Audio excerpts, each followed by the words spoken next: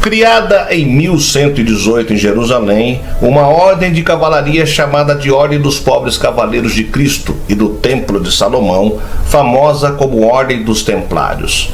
Ela era composta por 9 cavaleiros franceses. Seu objetivo, pelo menos aparentemente, era velar pelas conveniências e pela proteção dos peregrinos cristãos no território sagrado. Os templários estavam, nesta época, cravados no núcleo central do território de seus adversários, pois sua sede estava instalada em um edifício vizinho da mesquita de Al-Aqsa, uma doação do rei Balduíno II, o que sobrara do Templo de Salomão. Este grupo logo se consagrou, tornando-se poderoso nas esferas política, bélica e econômica.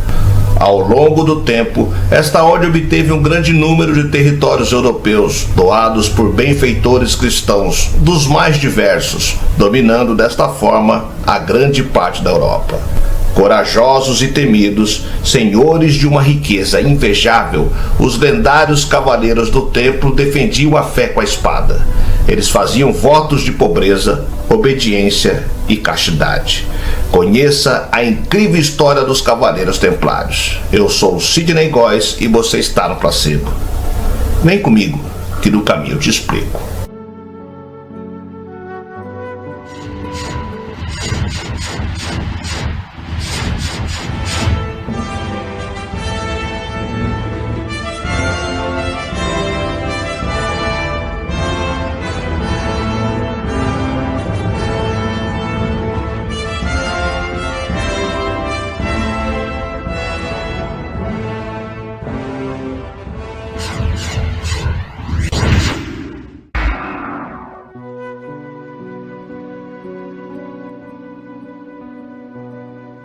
A história dos Templários começa com 9 cavaleiros, filhos segundos de senhores feudais, que juntaram forças para proteger os peregrinos europeus das agressões dos sarracenos durante as visitas aos lugares sagrados do Reino de Jerusalém. O espírito das cruzadas contra os infiéis dominava toda a Europa nos séculos 11 e 12, e estes nobres guerreiros, chefiados por Hugues de País, estavam dispostos a morrer para salvar a igreja. Seguindo o exemplo dos monges tradicionais, decidiram abraçar a vida religiosa com votos de pobreza, obediência e castidade, fundando a Ordem dos Pobres Cavaleiros de Cristo. Porém, como a caridade não providenciava toda a logística necessária na proteção dos peregrinos, aceitaram de bom grado donativos reais.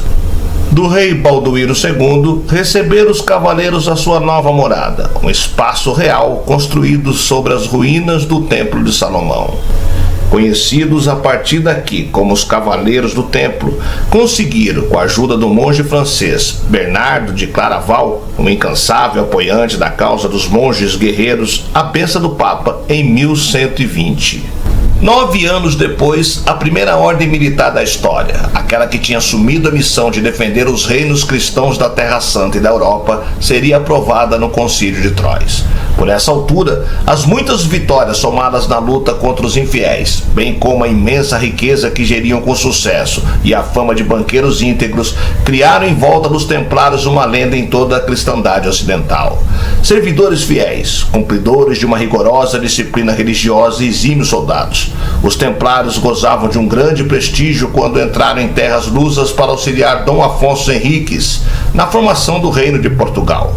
Recompensados com generosas doações pelas façanhas militares, como a tomada de Santarém aos mouros, os templários ficaram proprietários de vastos territórios, onde promoveram o povoamento e edificaram várias fortalezas. Os cavaleiros templários eram monges guerreiros.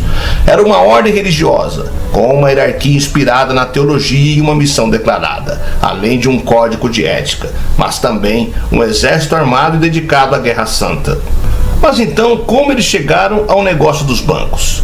Os templários dedicaram-se inteiramente à defesa de peregrinos cristãos a caminho de Jerusalém. A cidade havia sido capturada na primeira cruzada em 1099 e ondas de peregrinos começaram a chegar, viajando milhares de quilômetros pela Europa.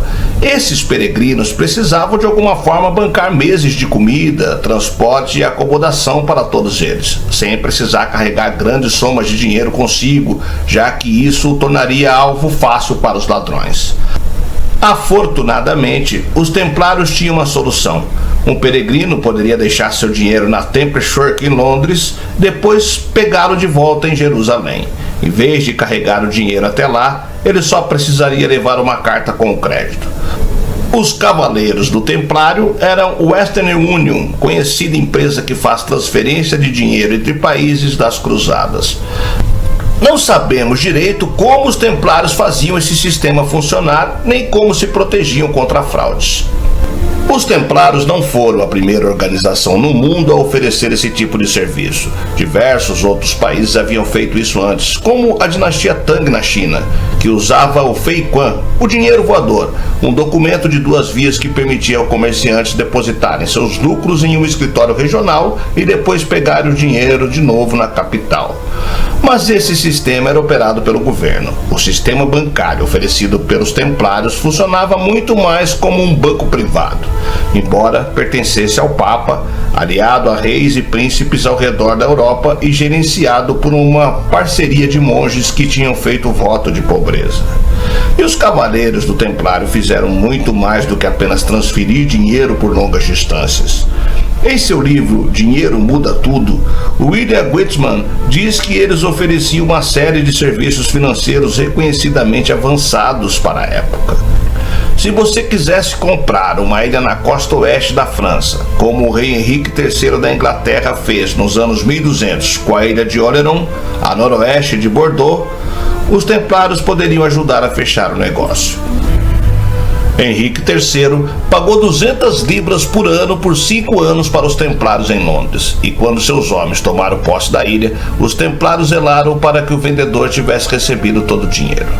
Ainda nos anos 1200, as joias da coroa foram mantidas no templo como uma forma de segurança para o empréstimo, com os templários atuando como uma espécie de casa de penhor. Os cavaleiros do Templário não foram o banco da Europa para sempre, claro. A ordem perdeu sua razão de existir depois que os cristãos europeus perderam completamente o controle de Jerusalém em 1244, e os templários foram dissolvidos por completo em 1312. Mas então, quem assumiu essa função bancária que eles deixaram? Se você tivesse presenciado a Grande Feira de Lyon em 1555, poderia conhecer a resposta. Ela foi o maior mercado para comércio internacional de toda a Europa. Mas, nessa edição da feira, começaram a circular rumores sobre a presença de um comerciante italiano que estava fazendo fortuna no local. Ele não estava comprando, nem vendendo nada. Tudo o que ele tinha à frente era uma mesa e um tinteiro. Dia após dia, ele recebia comerciantes e assinava pedaços de papel, e de certa forma, ficava rico. Os moradores locais olhavam para ele com suspeita. Mas, para uma nova elite internacional das grandes casas de mercadoria da Europa, suas atividades eram perfeitamente legítimas. Ele estava comprando e vendendo dívidas, e ao fazer isso, estava gerando considerável valor econômico. Um comerciante de Lyon que quisesse comprar, digamos, lã de Florença, poderia ir a esse banqueiro e pedir um tipo de empréstimo chamado de conta de troca. Era um documento de crédito que não especificava a moeda de transação. Seu valor era expressado em eco de marque, uma moeda privada usada para essa rede internacional de banqueiros. E se os comerciantes de Lyon ou seus agentes viajassem a Florença, a conta de troca do banqueiro de Lyon seria aceita pelos banqueiros de Florença, que trocariam sem problemas o documento pela moeda local. Por essa rede de banqueiros, um comerciante local podia não só trocar moedas, mas também traduzir seu valor de compra em Lyon para o valor de compras em Florença, uma cidade onde ninguém havia ouvido falar sobre ele. Era um serviço valioso que valia a pena. De meses em meses, agentes dessa rede de banqueiros se encontravam em grandes feiras como a de Lyon, conferiam suas anotações e acertavam as contas entre si. Nosso sistema financeiro de hoje tem muito a ver com esse modelo. Um australiano com cartão de crédito pode fazer compras em um supermercado de Lyon. O supermercado checa com o banco francês, que fala com o banco australiano, que aprova o pagamento ao comprovar que ele tem dinheiro em conta. Mas essa rede de serviços bancários sempre teve também seu lado obscuro, transformando obrigações pessoais em dívidas negociáveis internacionalmente. Esses banqueiros medievais passaram a criar seu próprio dinheiro privado, fora do controle dos reis da Europa. Ricos e poderosos, eles não precisavam mais se submeter às moedas soberanas de seus países, o que de certa forma ainda é feito hoje em dia. Os bancos internacionais estão fechados em uma rede de obrigações mútuas difícil de entender ou controlar. Eles podem usar seu alcance internacional para tentar contornar impostos e regulamentações. E considerando que as dívidas entre eles são um tipo claro de dinheiro privado, quando bancos estão fragilizados ou com problemas, o sistema monetário do mundo todo também fica vulnerável. Poucos governantes têm sido mais duros com os bancos do que o rei Filipe IV da França. Ele devia dinheiro para os templários e eles se recusaram a perdoar seu débito. Então, em 1307, no local onde hoje fica a estação Temple do metrô de Paris, Filipe lançou um ataque ao Templo de Paris, o primeiro de uma série de ataques ao redor da Europa. Os templários foram torturados e forçados a confessar todos os pecados que a Inquisição pudesse imaginar. A ordem acabou sendo dissolvida pelo Papa. O Templo de Londres foi alugado para advogados. E o último grande mestre dos templários, Jacques de Molay, foi trazido ao centro de Paris e queimado publicamente até a morte. Ambicionando a riqueza templária, o rei Filipe IV tentou se filiar à ordem sem obter o esperado sucesso. Com isso, decidiu instaurar uma abnegada perseguição religiosa, acusando os integrantes dessa ordem de praticarem rituais e difundirem crenças afastadas dos dogmas previstos pela Santa Sé. Pressionando o Papa Clemente V, o rei da França conseguiu materializar um processo jurídico em que os templários seriam julgados pelos crimes que supostamente cometiam. Durante o processo, o rei tentou impedir o depoimento de alguns dirigentes templários que poderiam influenciar na tomada de uma decisão em seu favor. Apesar de toda a pressão real, o Papa Clemente V e os demais cardeais que apreciaram o caso decidiram absolver completamente os templários de qualquer tipo de acusação. Contudo, havia de fato algumas tradições entre os templários que puderam justificar a perseguição interesseira de Filipe IV. Em seus rituais de iniciação, os templários deveriam se submeter a uma sessão em que cuspiam na cruz e trocavam alguns beijos com o preceptor que o introduzia na ordem. Apesar de exótico, o Papa conseguiu compreender que o estranho ato era comum a um grupo militar onde a questão da lealdade era fundamental. Além disso, a compreensão de Clemente V se assentava no fato dos templários não renegarem nenhuma das liturgias católicas. Apesar de a decisão ter frustrado os planos monárquicos, a tensão e a desconfiança cultivada com o incidente motivaram o Papa a organizar uma assembleia pública em 1308, onde dizia que a situação dos templários seria resolvida em um concílio que ocorreria 2 anos mais tarde. Até aquele momento, parecia que a indefinição papal serviria para acalmar os ânimos e deixar que a ordem dos templários seguisse seu próprio rumo. Contudo, Filipe IV resolveu protagonizar mais um novo incidente que abalaria a situação entre a monarquia e a igreja. Naquele mesmo ano, o rei acusou, julgou e condenou à morte na fogueira o bispo de Troyes. Tal ação autoritária visou coibir os mais poderosos bispos da França a apoiarem o monarca francês. Caso contrário, iriam comprar uma guerra que poderia ameaçar seriamente a unidade religiosa católica no interior da Europa. Intimidado com a retaliação promovida pelo rei, o Papa Clemente V se viu em uma situação desconfortável. Ou preservava a unidade cristã, ou compraria uma cara briga para defender os templários. Por fim, no Concílio de Vienne, 1311 e 1312, o chefe supremo da Igreja anunciou a extinção da ordem religiosa por meio de ação administrativa.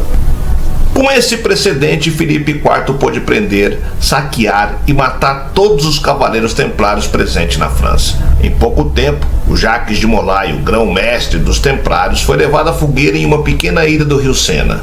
Segundo o relato de um escritor da época, antes de morrer, Molay profetizou que Filipe IV e Clemente V seriam julgados por Deus pela injustiça que haviam cometido. Poucas semanas depois, o rei da França e o Papa faleceram. Tal coincidência, ainda hoje, nutre os mitos que falam sobre os segredos e os mistérios da Ordem dos Cavaleiros Templários.